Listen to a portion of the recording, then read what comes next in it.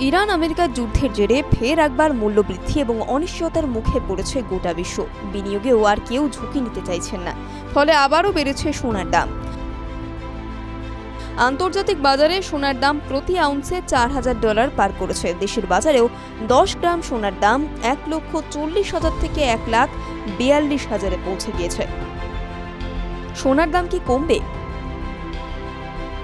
Iran আমেরিকার যুদ্ধে কখনো ইতি, কখনো আবার নতুন করে সংঘর্ষ শুরু হওয়ার কারণে বাজারে তীব্র অস্থিরতা তৈরি হয়েছে। আন্তর্জাতিক বাজারে যুদ্ধ শুরু বা থামার সঙ্গে তাল মিলিয়ে অপরিশোধিত ক্রুড তেলের দাম ওঠানামা করলেও সোনার দামের চোখে পড়ার মতো কোনো সংশোধন বা পরিবর্তন লক্ষ্য করা যায়নি। বিশেষজ্ঞদের মতে সোনার দামে বিশেষ কোনো পরিবর্তন আসারও সম্ভাবনা নেই। খুব বেশি হলে 5% পতন হতে পারে সোনার দামে। বর্তমানে সোনার দাম দেখে অনেকে অপেক্ষা করে যাওয়ার পরিকল্পনা করছেন। তারা ভাবছেন এই যুদ্ধ টানাপোড়েন কমলে হয়তো সোনার দামে পতন হবে। তবে বিশেষজ্ঞরা বলছেন এখনই সুবর্ণ সুযোগ সোনার গহনা কেনার। সোনার দাম এই সময় পতন হয়ে 1,35,000-এ নেমে আসতে পারে, কিন্তু তার বেশি নয়।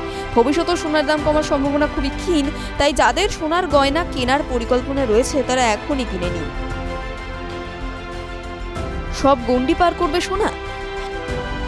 সামনেই আবার উৎসবের মরশুম। কয়েক মাস পরে দুর্গাপূজা এবং দীপাবলি। এই সময় সোনার উপর চাহিদা তুঙ্গে। সেপ্টেম্বর অক্টোবর মাসে সোনার দাম আগের বছরের মতো বা সেই দামও ছাড়িয়ে যেতে পারে, এমনকি 1,60,000-এর গণ্ডি পার করতে পারে বলে অনুমান। রূপোর দামও এইভাবেই বাড়তে পারে। দীপাবলির সময় রূপোর দাম 2,28,000-এর গণ্ডি পার করে যেতে পারে। তাই যাদের সোনা বা রূপোর গয়না কেনার প্ল্যান, তারা আর অপেক্ষা না করে এখনই কিনে নেওয়া ভালো, এমনটাই মনে করছেন বাজার বিশেষজ্ঞরা। 7 বাংলা ডিজিটাল।